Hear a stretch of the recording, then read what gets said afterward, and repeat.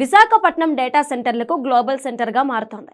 ఇప్పటికే Google data సెంటర్తో Visakha పేరు ప్రపంచవ్యాప్తంగా మారుమోగుతుండగా, తాజాగా దేశంలోనే రేటెడ్ 4 డేటా సెంటర్లను నిర్వహించడంలో అగ్రగామిగా ఉన్న కంట్రోల్ ఎస్ సంస్థ విశాఖలో భారీ కేంద్రాన్ని ఏర్పాటు చేయడానికి సన్నాహాలు చేస్తుంది.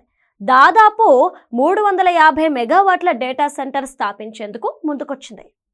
విశాఖలో డేటా సెంటర్లు ఏర్పాటు చేస్తామంటూ రాష్ట్ర ప్రభుత్వానికి ఇప్పటికే పలు కంపెనీలు ప్రతిపాదనలను సమర్పించాయి. ఇక వీటిని పరిశీలించిన ప్రభుత్వం సానుకూలంగా స్పందించింది. విశాఖలో రెవెన్యూ అధికారులతో కలిసి ప్రతిపాదిత భూములను పరిశీలించాలని ఆ కంపెనీలకు ప్రభుత్వం సూచించింది. బుధవారం విశాఖలో రెవెన్యూ అధికారులతో కలిసి కంట్రోల్ ఎస్ సంస్థ ప్రతినిధులు భూములను పరిశీలించారు.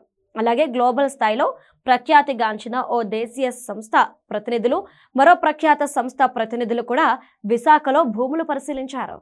ఈ భూముల పట్ల ఆయా సంస్థల ప్రతినిధులు సంతృప్తి వ్యక్తం చేస్తూ సానుకూల ప్రతిపాదనలు ఇస్తే వాటిని ఎస్ఐపిసి, ఎస్ఐపిబి ఆ తర్వాత ఈ నెల 25న జరగనున్న మంత్రివర్గ సమావేశంలో ఆమోదించనున్నారు. ఈ 3 డేటా సెంటర్లు విశాఖలోనే ఏర్పాటు చేసేందుకు ఆసక్తిగా ఉండటంతో ఉత్తరాంధ్రలోని సముద్ర తీర ప్రాంతం డేటా సెంటర్లతో నిండిపోనుంది. కంట్రోల్ ఎస్ తన డేటా సెంటర్ను వైజాగ్లో నెలకొల్పడానికి ప్రధాన కారణం అంతర్జాతీయ sub sea cable landing station. ఇది అంతర్జాతీయ డేటా కనెక్టివిటీకి అత్యంత సానుకూలమైన వేదిక. ఈ కంపెనీ గతంలో హైదరాబాద్లో భారీ ఏఐ ఫోకస్డ్ డేటా సెంటర్ పార్కును ప్రకటించిన నేపథ్యంలో విశాఖలో రాబోయే కేంద్రం కూడా ఆర్టిఫిషియల్ ఇంటెలిజెన్స్, క్లౌడ్ కంప్యూటింగ్ వంటి అధునాతన సాంకేతిక అవసరాలను తీర్చే విధంగా రూపొందించబడుతుందని భావిస్తున్నారు.